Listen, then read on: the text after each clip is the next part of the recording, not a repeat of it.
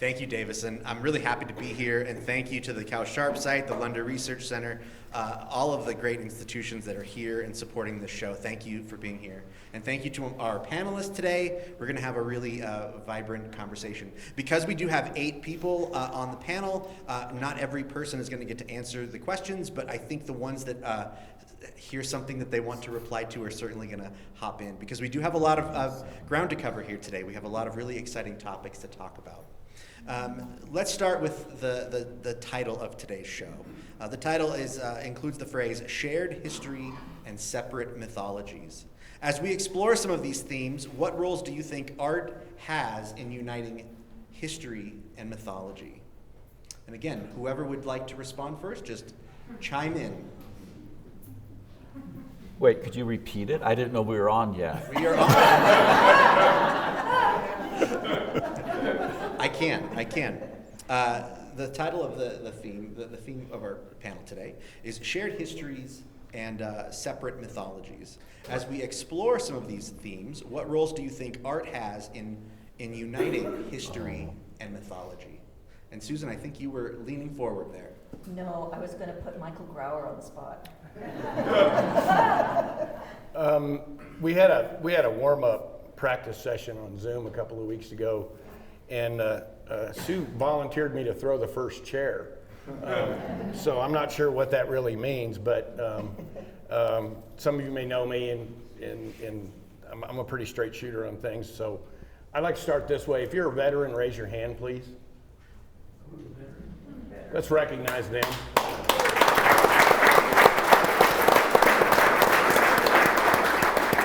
This is the semi-quincentennial of the U.S., and part of that shared history can be painful. Some of it's glorious, and we need to remember we all share in that. And I think back to my own ancestors who were part of the Revolutionary War Army, Lemuel Tucker and David Dewey, who were at Brandywine and Valley Forge. And coming forward in time, people like Casimiro Romero from Morro Valley, who enlisted in the Union Army to fight in the Civil War, for example. 4 regiments of African-American soldiers by act of Congress in 1866, coming forward to the first code talkers who were not in World War II. They were Chickasaw in World War I, and then of course the code talkers we know well from the Navajo culture in World War II, and then coming forward. I think we need to remember, we're assembling here today, we're able to assemble here today because of their sacrifice. So thank you, veterans, for your sacrifice, your willingness to sign.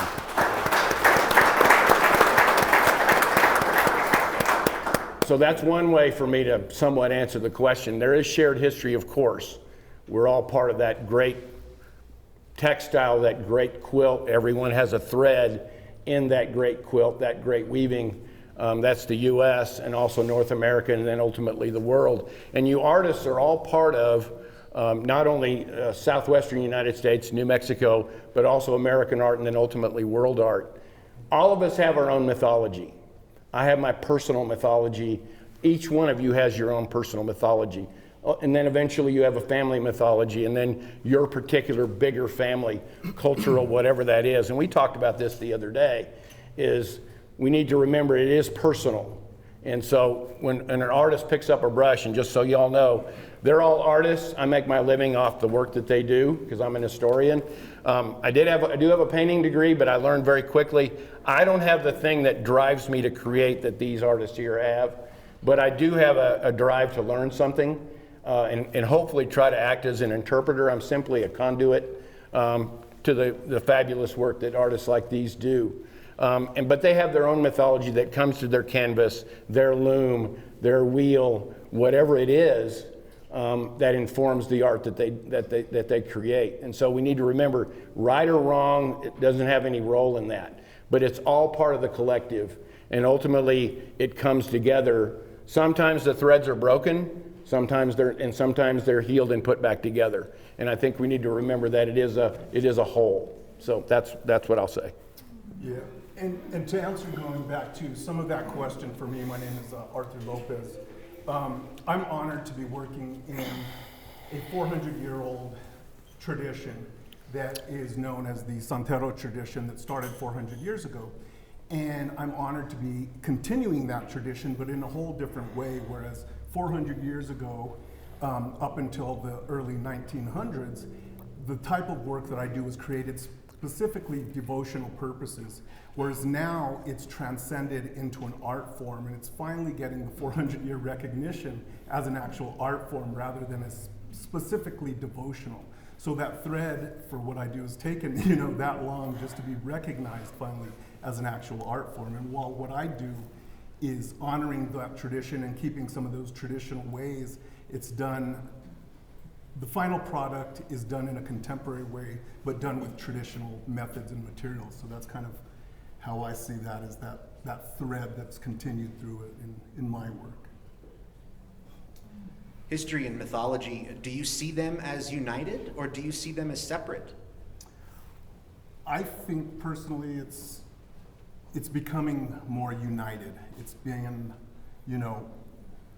before there were so many different genres of art, and everything was put into these classifications that now people are recognizing that it's like country music. When you looked at the old style versus what's happening now, pop country, you're having these threads that are combining with each other to make one fabric, and I think that's what's happening with it all.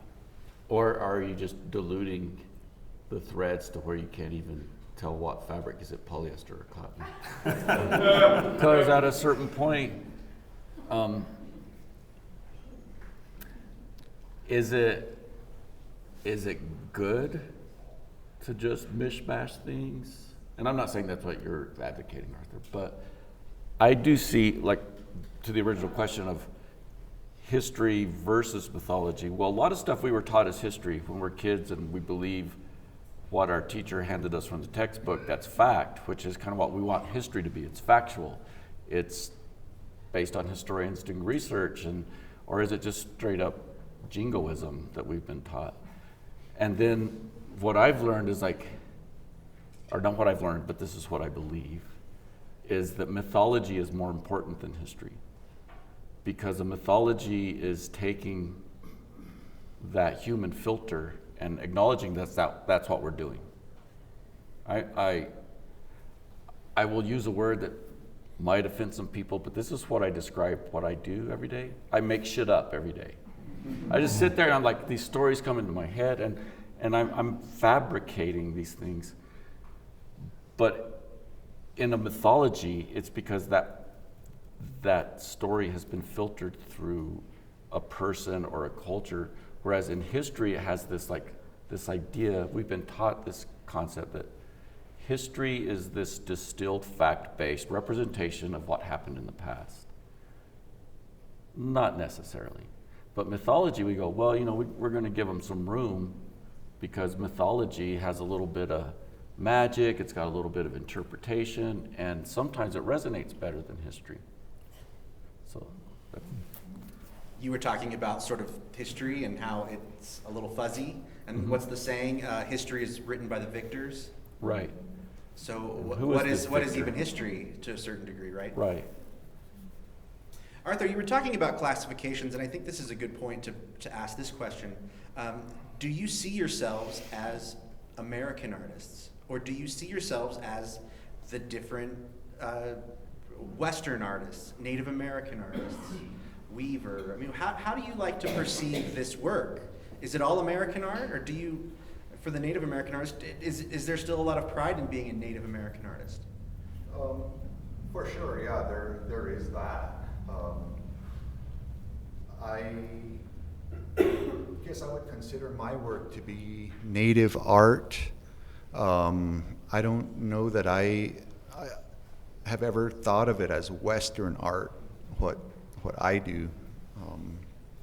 But just related to that last question, I think one of the things that Western art does is, I think it provides kind of a more palatable way for people to think about like the Western expansion of the country.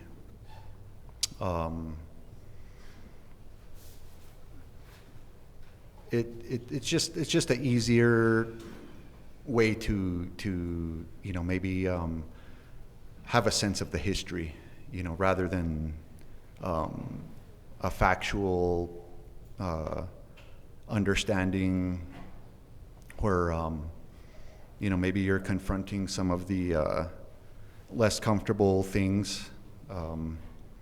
So maybe art, in some way, it kind of, makes it an easier thing to think about. So.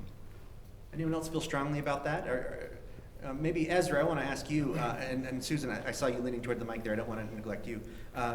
Do you see yourself as a Western painter, or are you an American artist? I'm an American artist that happens to be doing right now imagery of the West, what we call the West. And my education, I went to art school, and the way that as a kid, I wanted to be an artist. I didn't have an idea of any type of genre or area that I wanted to focus on other than just doing pictures of animals. That was how I grew up, just sitting down drawing animals. And when I realized that there was a genre called wildlife art, I was like, cool, I can do that. And then as I got older and went to college, I realized there were all kinds of areas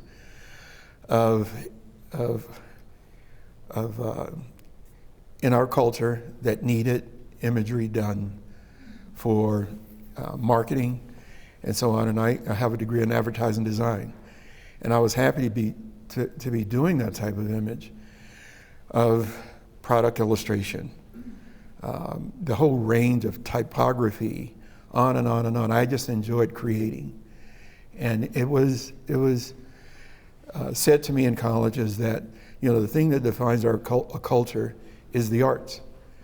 And when we look at ancient cultures, and the archaeologists dig up all of these temples and statues and all of that, and that's the art that was created that defines that culture. And I was like, okay, I have a fascination with architecture, have a fascination with the natural world, have a fascination with just the whole range of existing, and me wanting to just create, open up my world, that our culture is very dependent on art, architecture. Everything we touch and see every day, there's an artist's hand that touched it. And I'm part of that, and I'm happy to be a part of that. I still do it every day. I don't concentrate in one area. Like I said, I'm doing wildlife, I'm doing portraiture, I'm doing landscapes. I'm doing topography, and some of the paintings, one of the paintings I know that's in the slideshow, where it's a Buffalo Bill painting of this Buffalo Bill wagon. And I hand lettered all of that. And I know there are people that strictly do that. I know there are people that strictly do portraiture, they do landscapes. I'm doing it all.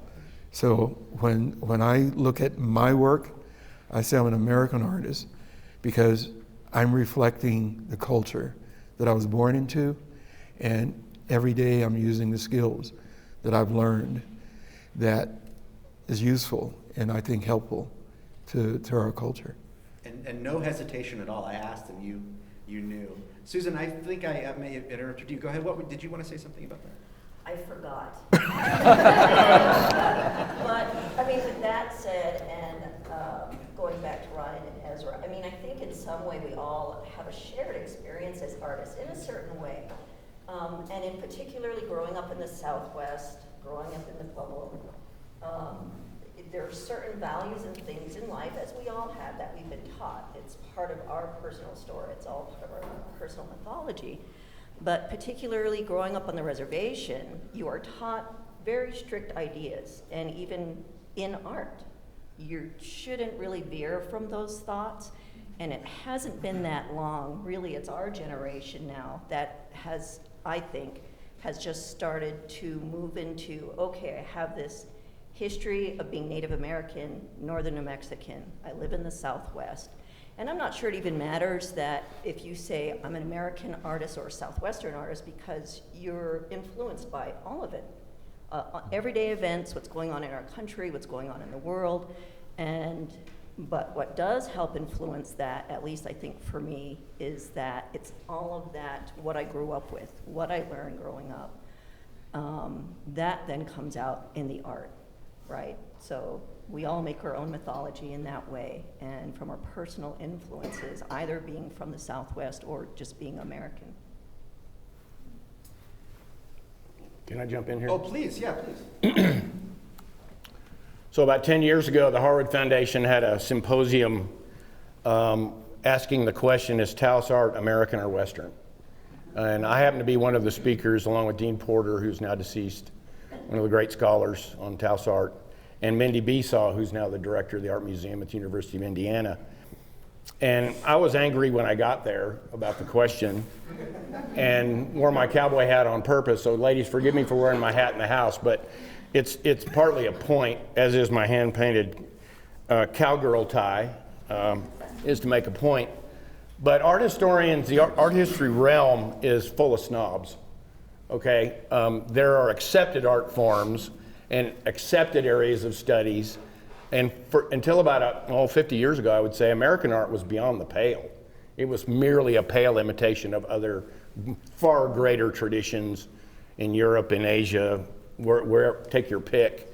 And so American art was, you know, if you want to study that, it's not really legitimate, but go ahead, we'll pat you on the head if you want to do that. And then you go a little bit farther to the west, you get into Western art. Well, Western art, I mean, that's just a bunch of cowboys and Indians, you know, that's not even legitimate. That's not even real art anyway. And then likewise, native-made art forms were curios. They were not really art objects, they were curios, collectibles and so on. And so when I finally got to teach art history, I would talk to my students about when that migration took place between the Navajo saddle blanket on the floor and suddenly it was something you hung on the wall. And it went from being a collectible to a fine art object once it's on the wall or in a glass case or on a pedestal. When did that take place and why? It's because we broadened our perspective. Hopefully we showed some of the snobs the door, but at the same time, that snobbery still exists even amongst artists. I mean, Marsden Hartley came here and said, Taos and Santa Fe is just full of a bunch of cheap illustrators. Well, I'll tell you what, there's nobody slops paint harder than an illustrator because they have a whole different kind of mechanism to create art. To me, slop and paint. And that's a euphemism for any art making now. Don't want to be offensive here. And so it's simply a matter of patronage. Who's going to pay you, right? But these people make art because they have to, because they're called to do that. And to categorize, that comes from a whole nother realm. But please remember, art history gets in the way of art far more frequently than it helps art and helps the study of art. So there you go.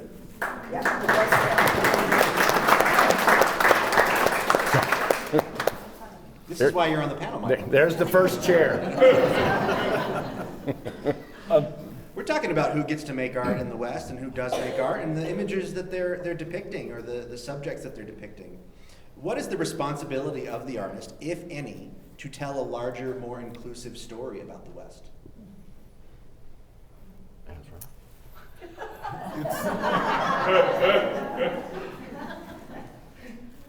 I think it's a very touchy subject. I think it's like they say, an Indian could be a cowboy, but a cowboy can't be an Indian. And when you're painting outside of your culture, it can be very touchy to someone else or to that culture if it's done in a feeling that's disrespectful to that culture. So you're doing this really fine line where, you know, with the Hispanic community and the Native American community in New Mexico, convergence, you know, happened, you know, 100 years ago, and a lot of that started to blend and be acceptable. So a lot of what you're seeing, whether it was jewelry making that was taught by the Spanish, or the weaving, the churro sheep that were brought in, or vice versa with the pottery or other types of genres. So I think as an artist, you have to be very careful as to what you are depicting outside of your culture, in my personal opinion, without being offensive to that culture. Anyone else? Ezra, go ahead. My point of view is,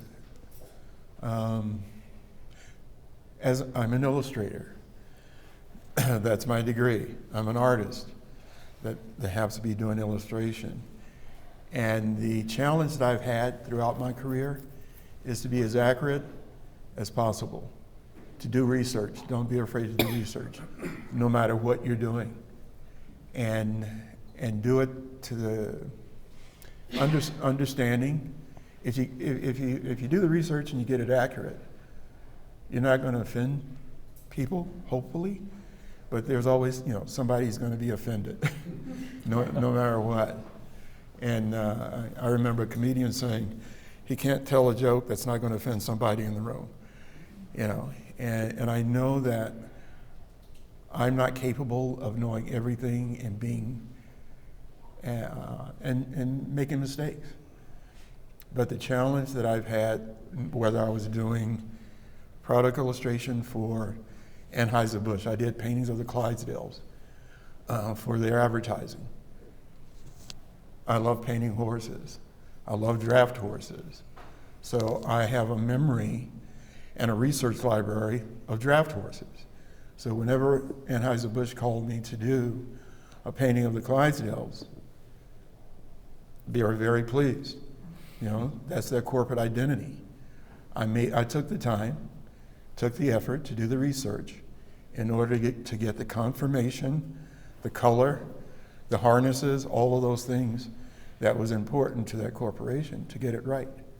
And I did a lot of their advertising for a good 12 years, mainly because I focused on not wanting to offend my client and also to continue to perpetuate what their corporate identity is. And I choose to do that whenever I pick up a paintbrush, pencil, and create any work of art that I do. I'm wanting to be as accurate as I possibly can to get to solve my end goal of getting a essence of whatever I'm doing without being I'm not a photographic artist. I can do photorealism, I choose not to. I want to just imply or get a feeling across. And that way I think I solve, I educate, I inspire, and that's my goal whenever I do a piece. Jim, I want to ask a version of this question to you, because your work, you're very much a storyteller. The images that you're painting they have all these great history and just things that you've researched or stories that you've looked into. That seems like that's an important part of your studio, is to go out and find stories that maybe haven't been told. Yeah, that's true. I come from a storytelling family. For those of you that haven't read the bio, the 11th of 12, there was a lot of talking in that household. My mom was a storyteller. My grandfather, my New Mexican grandfather, who we grew up close to, was an amazing storyteller. So what I did was channeled my artistic ability to tell stories. And the stories I want to tell are the ones that I feel personally bonded to, which is New Mexican. And it goes back to your question about being an American artist. I don't identify, I rarely think of myself as an American or Western, but I'm New Mexican. I'm Nuevo Mexicano. And sometimes I say I'm a jealous son of New Mexico, because I feel like sometimes people don't have a right to claim her because they're not treating her like you should treat your mother. And that gets to the question of who has the right to paint what? And I don't have a right to tell anyone else what they should or shouldn't be painting, but I sure think about it sometimes to myself. And it gets to a bigger question. Our daughter Michaela is 27 now. Wonderful person, has a different way of seeing things. As much as I try to keep that from happening, she has her own perspective. And we had this discussion once, and I don't even remember what the image was, but I was working on, I was jazzed, and she's like, well, what gives you the right to do that painting, Dad, versus some of these other ones? And I'm like, well, because it came into my head. And then it put me into this process of thinking, what do I have the right to paint, to represent, does it have to be wholly personal for it to be legitimate? It has to only be from my origin, my stories. Then I started thinking, well, do I even have a right to paint other people? Do I have a right, for instance, women have been used as models by painters forever, mostly male painters. Do men have a right to paint women? Do I have a right to paint anyone but myself? So then along that line, it's like, I can only do self-portraits.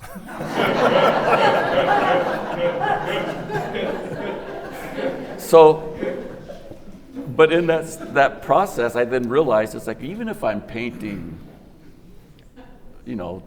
another gender, another race, another part of the world, the end result is it's always a self-portrait. So then I can paint anything I want. I like that perspective.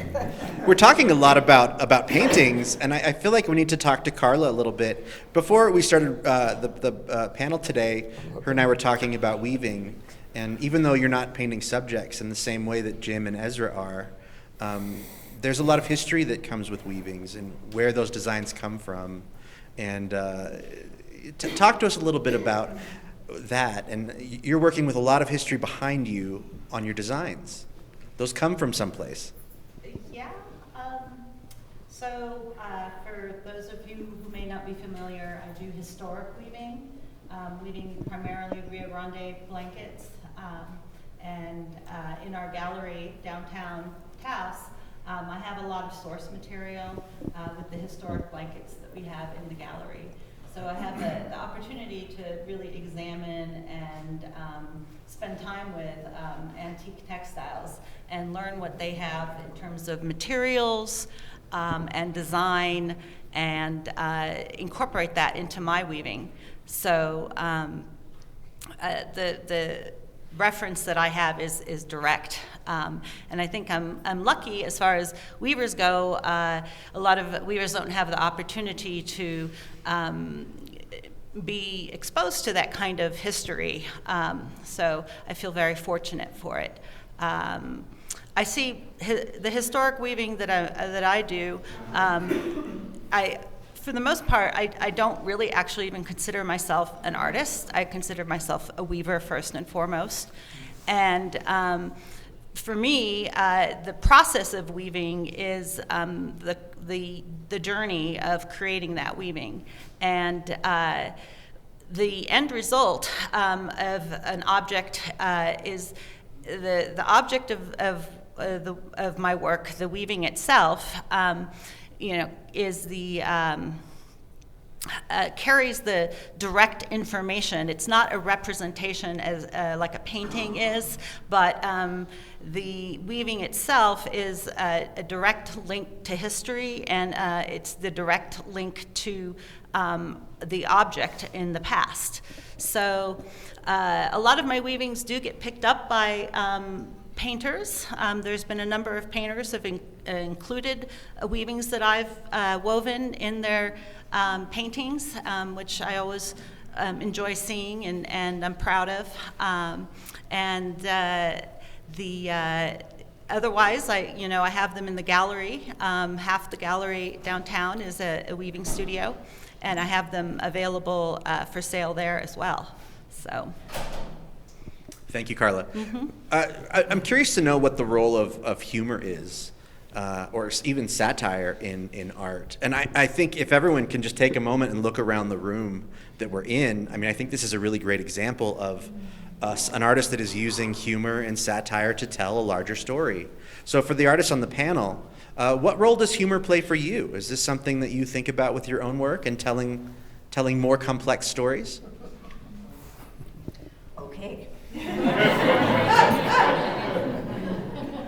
Yes, and talking about offending people or not offending people, I think humor plays a huge part in that, because you can talk about a lot of difficult subjects that can be hard to broach with the public. That includes another race, that includes another person, that includes politics, gun control, sexual violence, 9/11.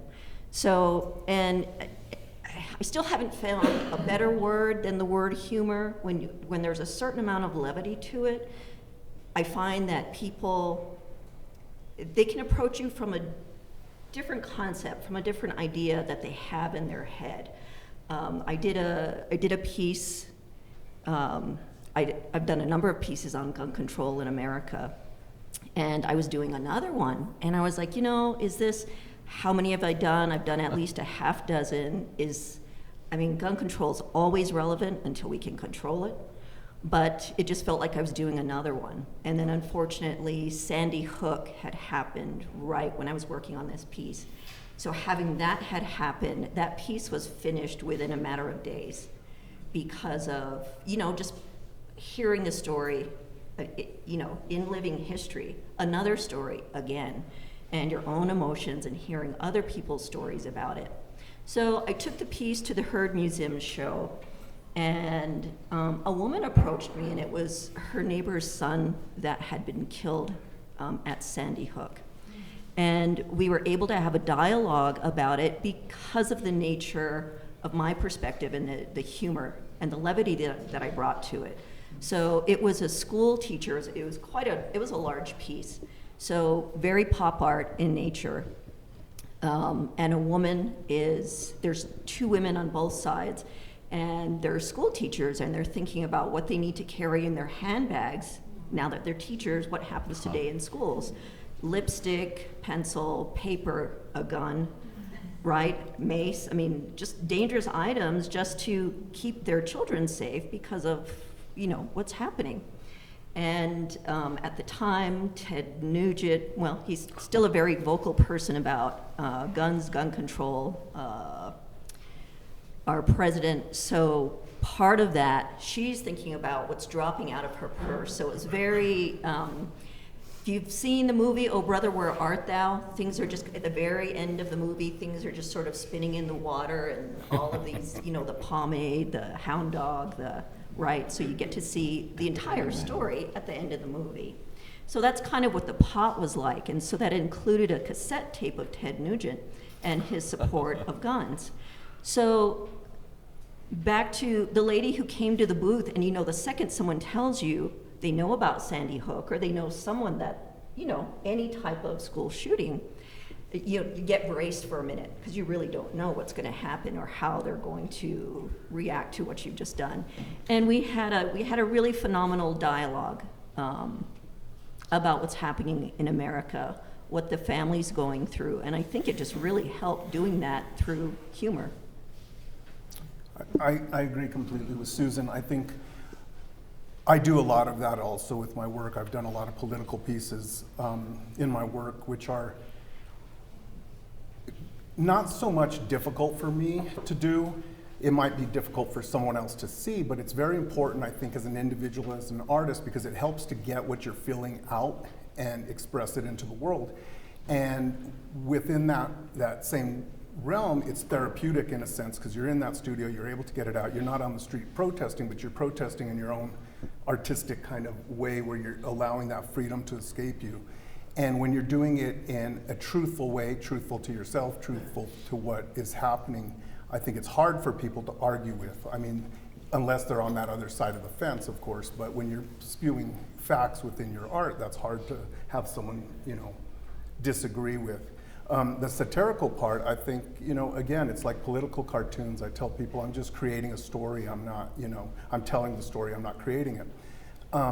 And it helps with the humor because it makes people laugh about it and look at themselves and see what's really happening. And I think it really just helps to put that idea of what is happening in the world in a lighter I think, sense that helps people breathe a little bit better.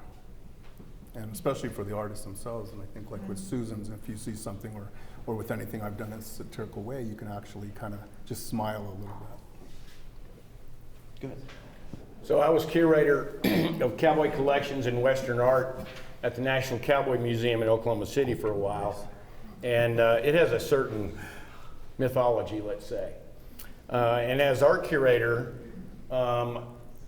you're supposed to help build the permanent collection. And there were two objects that I was principally involved in adding to that permanent collection. And remember, this is the place that has the Rodeo Historical Society. It was founded as the National Cowboy Hall of Fame, and so on and so forth. So one of the objects was by Luis Tapia, who's a great sculptor down in Santa Fe, from the Santero tradition, very much so. But it was an object called La Princesa del Rodeo. And it was a woman on horseback depicting a rodeo queen, but she was a pull toy. She came on wheels on a platform. And I thought that was pretty funny. Not sure everybody in rodeo thought that was pretty funny, but at the same time, we put it in the contemporary gallery. And then roughly about the same time, a Wyoming artist named Floyd Shaman, who got transplanted from doing carved sculpture in Wyoming to carving stone in Mississippi, where he taught for many years, he created an Annie Oakley figure, nearly life size. And this is a place that has the Annie Oakley Society as part of its makeup. So Annie Oakley is fairly sacred there as well, but she rides a hobby horse in this sculpture that's about 5 feet tall. Needless to say, some of my choices were questioned, but I thought it was hilarious. Because I think, as Sue said, as Arturo said, it's important to add levity on serious topics, but at the same time, Annie Oakley, for example, was a performer. She was from Ohio, and yet she's a little sharpshooter for Buffalo Bill's Wild West, his version of the Wild West. And so she eventually became another form of pop culture in the musical. Doris Day plays her, multiple people play her. So is this depiction by Floyd Shaman the historical figure or the pop culture figure that appeared in the musical? Likewise, La Princesa del Rodeo, rodeo has become a performance. It's not, it's so far beyond what original rodeo in Mexico in 1537, as it was originally founded, was a celebration at the end of the roundup. Just a reminder, rodeo means roundup, just for you who are writing this down. 300 years before there's ever rodeo in the United States, and yet you now have La Princesa del Rodeo, which is a fixture in American rodeo today, in pro rodeo. So I think these are storytelling avenues, vehicles, because these people are conduits. Their calling comes, and their personal interpretation comes through in the art objects that they create. All of them are storytellers. Even if it's non-figurative, it's still storytelling in some way or another. And I think humor is absolutely vital, because like art historians is full of oh so serious people, there are plenty of artists who don't want you to make any sort of humor involved with the work that they do, and I get that. That's okay. You want to do that? Go ahead. But I still think there's plenty of room for humor in art. When we were initially meeting, we all of us met online to discuss this. One of the topics that came up, and I thought was really interesting, and this is probably the topic that we're going to kind of end on, is the romanticization of the West. Some may argue that this isn't inherently bad, while others will say that it traps us within stereotypes and cliches. So how can romanticism serve Western art, or is it best avoided? And how would you respond to the romantic sort of notions of the West within your own studios?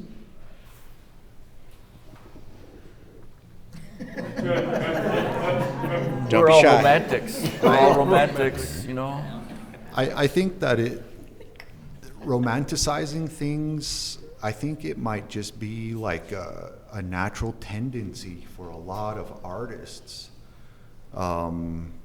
Maybe it's for lack of going and doing your homework, your research.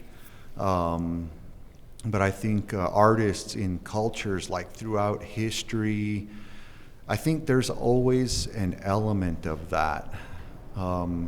and maybe it's even just coming from a place of cultural pride. You know, you want to portray your people, your clan, your whatever in a positive light. You know, you almost want to you want to make them seem maybe noble, or you know, something related to that. So I think that it's kind of like a human tendency to do that, and you might almost need to. For some people, maybe you almost have to pry yourself away from that tendency to, like, you almost would have to make it a priority that, like, I want to portray something in a factual way in order to not fall into the romanticizing. Anyone else have any thoughts on that?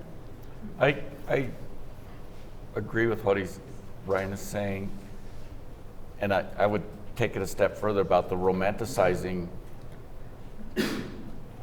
particularly in today's Western art market, if we want to talk about it that way, it's a fine line of like saying, well, that this person is romanticizing this genre, or are they perpetuating cliches and misconceptions about a particular era. And I think the idea of research is important, because if your research as an artist is someone else's art, then you're just repeating a cliche or you know, worst case, just copying them. But I think romanticism is a dangerous path. And that's when we lose sight of maybe the damage that's been done or the harm done to other people, because we want to honor, you know, our particular view or what we've been taught is the right view of this situation. But maybe that's just a misrepresentation. And when a whole genre of artists perpetuate cliches or tropes, then after a while it's like artists and collectors don't even recognize that it's a trope anymore. So we need to question it when we approach it with romanticism and go, I am a romantic, but is this right?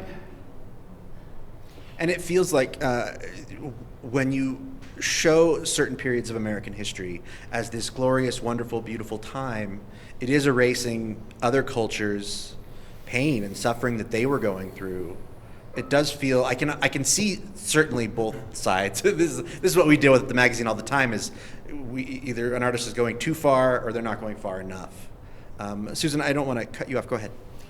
You know, I also think that as much as, and I agree with what Ryan says, is that you do have to do the research. As an artist, I mean, you do have to be vigilant about what it is you want to say, but I also think that falls on the patron to have knowledge and to understand what they're looking at.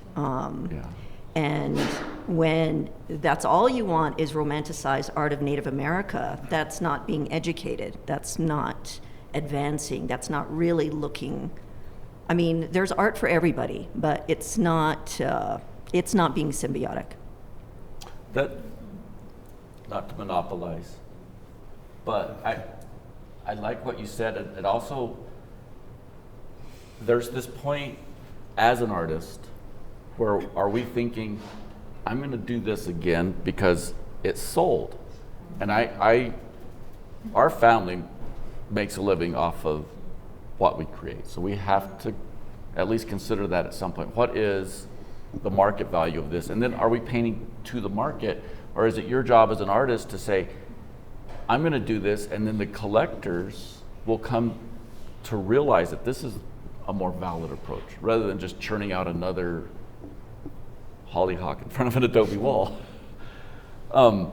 So yeah, is it the market driving the artist, or should the artist drive the market? And the collectors go, man, I've seen that Arthur López stuff, but it's hard to fathom sometimes. And then at a certain point, they're like, oh, I get it. And then they love Arthur López. I think a lot of that is true, and you know, as an artist, I'm also me and my wife also collect art from other artists. So I wear kind of two hats, as a collector and as an artist.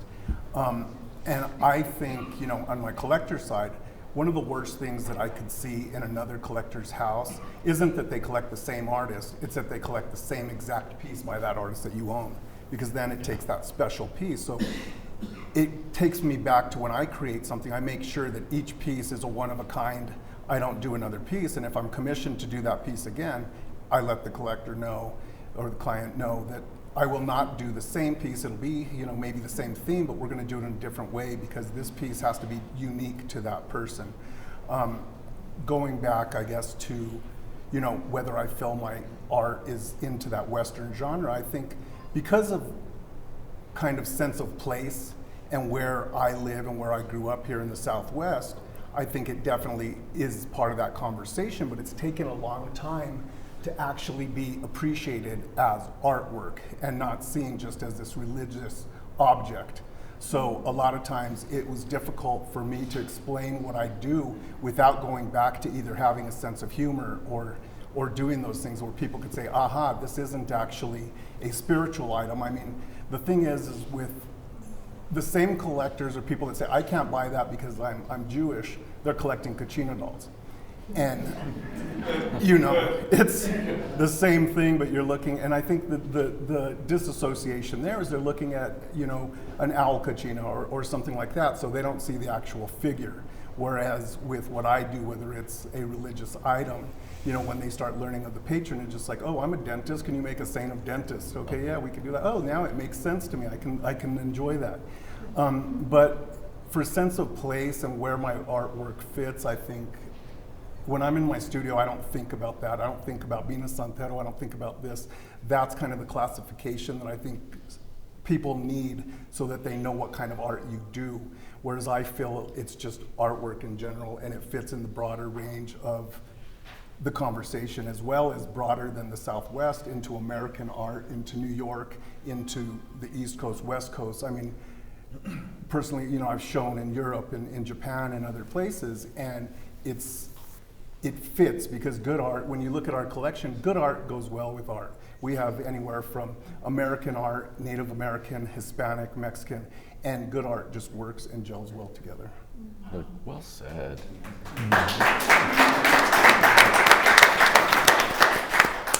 One of our panelists said just learning about the artist. It's the collector's responsibility to kind of come to this whole thing with an openness in their heart, to ask questions, to learn about the history. We're going to have that opportunity tonight, and we also have that opportunity right now. We're going to open it up now to about 15 minutes of questions. Would anyone like to ask a question of our panel? Looks like we got someone back there. Laura Fry, curator at the Idle Jorg. Hello, thank you everybody for being here and for your input. I have a question. I've been noticing the images scrolling on the screen behind you as you're speaking, which includes a lot of your artwork, but also several kind of distinct historical examples. And I'm wondering what led you to choose those historical examples to blend into examples of of the work here? Don't look at me, I didn't pick it. Actually, many of the historic objects came from our initial discussion by Zoom.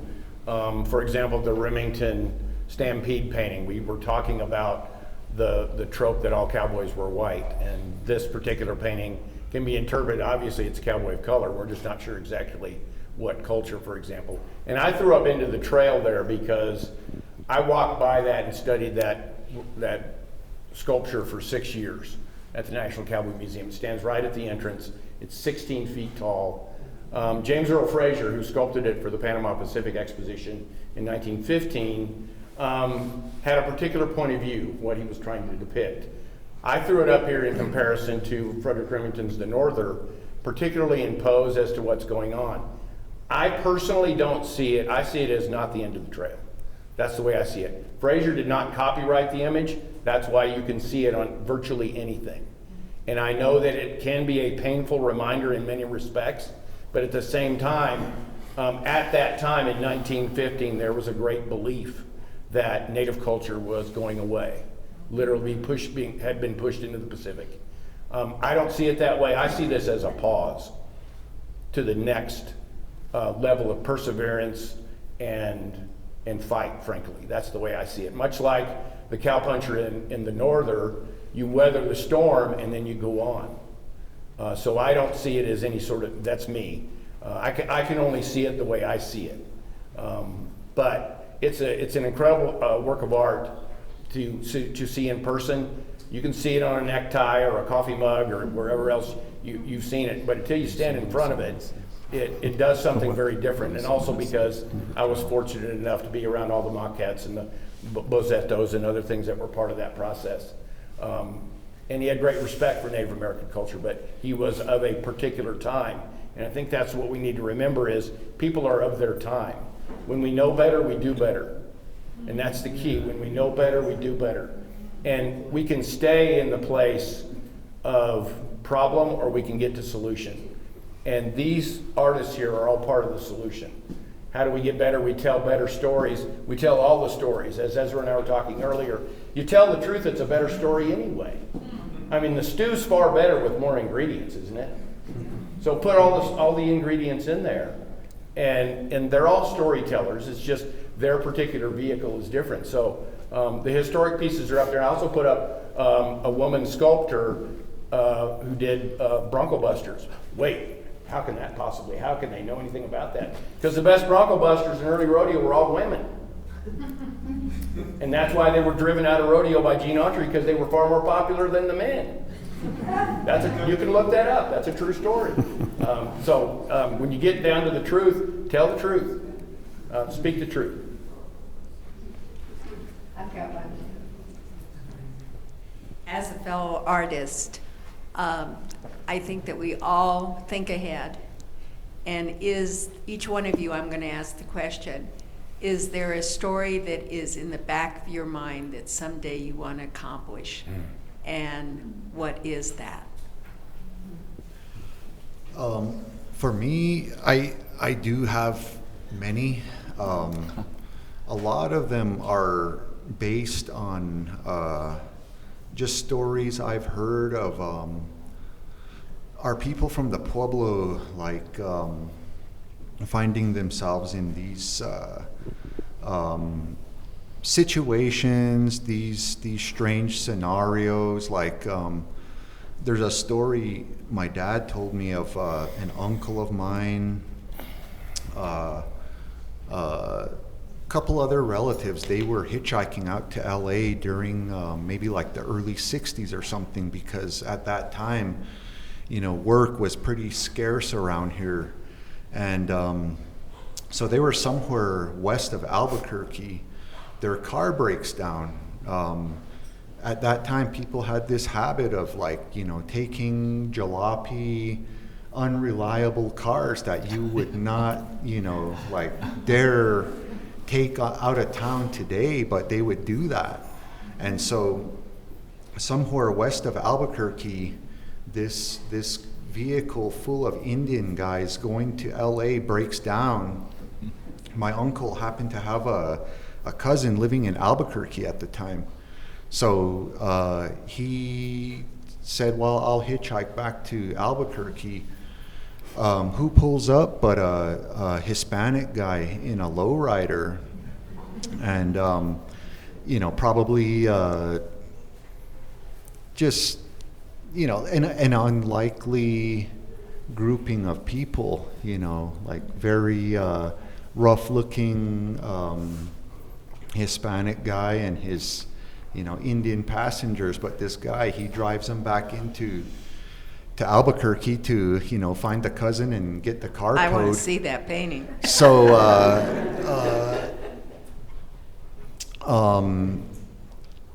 yeah, so that's one. And the image that I have in my mind is a Chicano guy cruising, shades on, and Indian guys, you know, in the back seat, just petrified because he's doing like 90, you know. So like one of my favorite themes, like, you know, if I'm able to get there with a piece, is I do like to emphasize the shared history of Taos Pueblo and our Hispanic neighbors in all of these little, you know, not just Taos, but all the little villages that are close by. Another one I have is there's the Capulin, the choke cherry wine.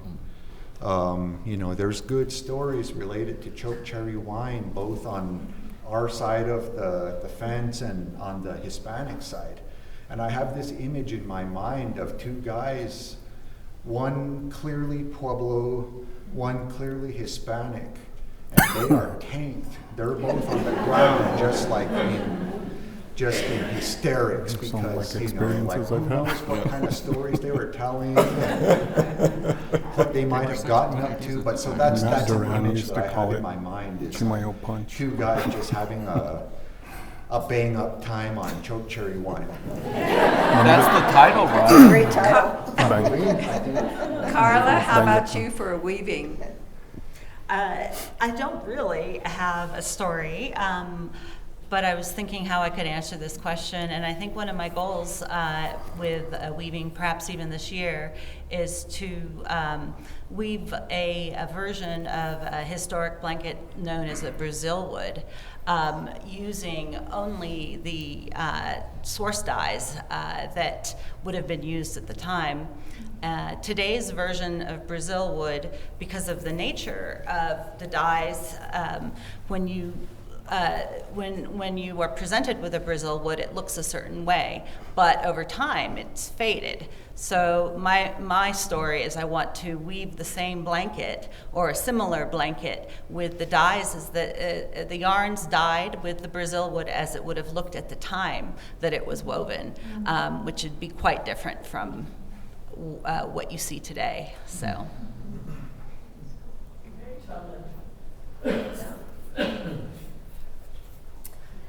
There's a story I heard listening to the radio from NPR in my 20s, and I've always kept it in the back of my head. I'm not sure why I haven't done it yet, but it's on a wrestler based out of Memphis, and I can't even remember his first name, but he landed with the nickname Sputnik, and they called him Sputnik Monroe because he helped with integration in the South in the 50s.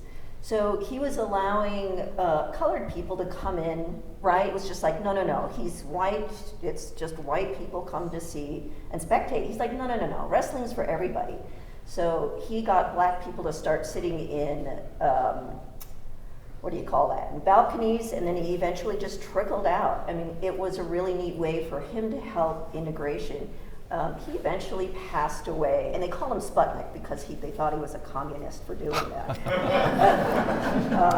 Yeah, so I keep having this vision of this guy in a cape, right? Just this nice big bulky guy in his tight little shorts and his boots, and putting it on a tall pot somehow. I don't know, maybe that's something for Arthur. But yeah, I just love that story, and that's almost in a strange way. That's that humor taking on a really serious subject. Yeah, so for me, I don't have anything real specific, but, you know, I go back to, I've been doing this now about 30 years, and I go back to when I first started, and, you know, I look back at my old pieces, and I always tell people, you know, they'll ask me how long a piece took me to make, and it's a crazy, you know, question, but it's also the answer they don't like sometimes. But back when I first started, I called everything my oven mitt period. Picasso had his blue period, I had my oven mitt, because all my hands look like oven mitts. And so I would learn, you know, from each piece. You know, a teacher of mine in art school, he had told me, you know, don't carve one piece 1,000 times, carve 1,000 pieces. Or paint 1,000 paintings, whatever, and that's how you'll learn. So I would start to self-reflect on the work that I was doing. If my hands came out wrong, I would correct that on the next piece, or the eyes were crooked, correct it on this one. And so my answer is more, I look forward to the next piece, because what I'm doing now, I could have never done 30 years ago. Because 30 years ago, I was incapable, my quality of what I could do. So I have a lot of pieces in mind, but my technical ability, I feel, isn't there yet. So those pieces are just waiting for when that time comes. Jim? He took my answer. The short answer is it's my next piece. Okay. Because I'm always excited about my next piece, and a very specific answer for something that I want to do that I find maybe would be challenging, for instance, for a gallery to take on, is I want to do a life-size jalopy of a Dust Bowl era, I call it the Okie Exodus, not derogatorily, but the idea of the migration to the west, to California. And I want to do it life-size, and I have the fenders from a 1920s truck in the yard waiting to actually be applied to the painting. So when you look at the painting flat, you see this jalopy with the oaky stuff I piled think you up. should do that for 2 years from now, you know? And if you've seen Jim's work, It'll be about 16 feet long, Davidson. And extra tall. Do we have room for that? We will make room. yeah. Do we have a collector willing to pony up $200 grand? Of course. We'll start Hey, the go bidding towards at. the foundation. They'll Yeah. love it. But Ezra? that- And it'll happen because you did the gypsy cart. Yeah.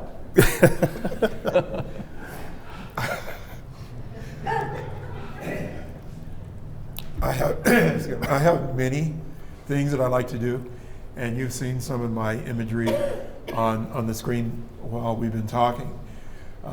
There's no one piece for me to do. I can imagine hundreds of paintings that I'd love to do, of basically, telling the story of people of African descent moving west. That has always been an idea and a subject matter that I wanted to pursue years ago when it wasn't popular. Mm-hmm. And now I'm in a place in my career where I'm choosing to tell these stories. I still like the natural world. You saw some of my wildlife paintings. I like action. I want to paint as a lot of the wildlife artists did, the European artists did, storytelling with their animal art. Like Barry, a lot of the sculptors and the painters. Well, you thousands. answered my question, and I'll say I reached mine this last year for America 250. I did a full collection. Yeah. And my ancestors go back to Martha Washington, so it was always in the back of my head to do something. So. Oh, Martha. Any more questions? I think that one just built a lot of answers. Yeah. That was amazing. Thank you. I've really enjoyed this symposium. My wife and I are desert crawlers. We like going out to the desert and admiring petroglyphs. And standing before them, we're talking about the mythology and the emotional catalyst behind artwork. I've always, after we're left thunderstruck with these images, I'm always left really wondering what was going through the minds of the people that left those. And now we're at an intersection with technology, and not to dive into the AI question, but in the next 10 years, there's going to be a singularity where there's going to be emerging with the vast expanse of human knowledge and the ability for artists to convey not their words, but their emotion behind what they've created. I guess my question to you folks as artists, is that something that if it was available, you would think of as a digital gallery card that people who could come up to one of your pieces of your creations and instead of reading words, get in touch with your emotions behind the work? Or is that crossing the line? I'll answer that. No. Just Flat out no. So, I think it's just for future generations, much like us looking at the petroglyphs, is it the mystery that remains that's, you walk away and the questions unanswered, or is it for the people that come after us? Is there something more that you can leave beyond like a gallery card? Is kind of my question. If there's a way to convey that. I actually think we as practicing artists have a better opportunity that we already are leaving something behind that future people, if there are people, biological computers will be able to look at it and still elicit those emotions. If I would have to explain, which I'll gladly do, I have a tendency to talk, I will gladly explain ad nauseum about my feelings about each piece. But it's more important to me that you look at it and create your own story. And that happened the most profound time in a gallery exhibit I had about 12 years ago. And this woman was crying in front of this particular painting, and I'm like, oh crap, I guess I'll just go see what that's about. And she, when I introduced myself, she hugged me and she said, "You painted my family." It was my family, but I let her have it. I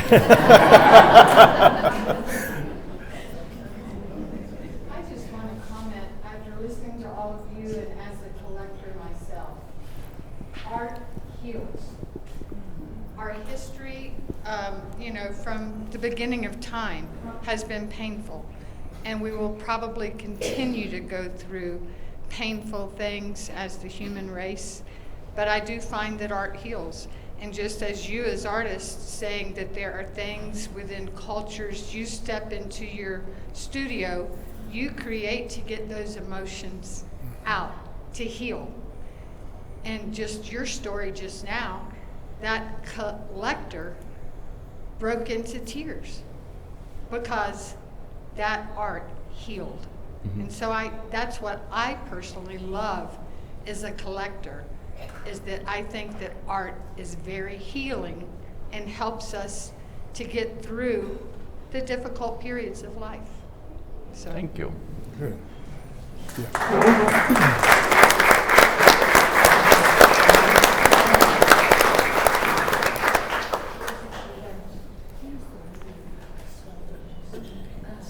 Last call. Okay. Wow. I don't think we could have assembled a better panel for today's discussion.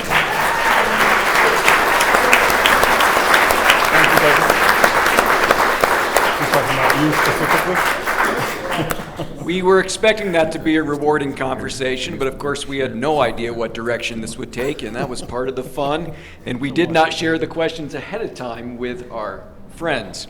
But wow, that was great. We covered some amazing ground, and I do think we moved the conversation forward. So thank you.